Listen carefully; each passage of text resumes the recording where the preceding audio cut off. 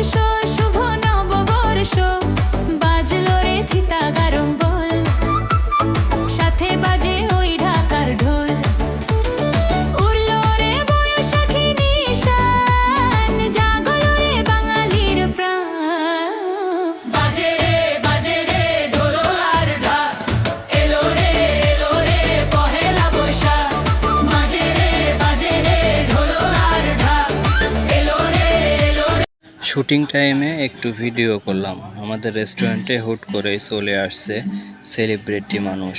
একে মোটামুটি ম্যাক্সিমাম লোক চিনেন, আর এ মোটামুটি অনেক ভাইরাল।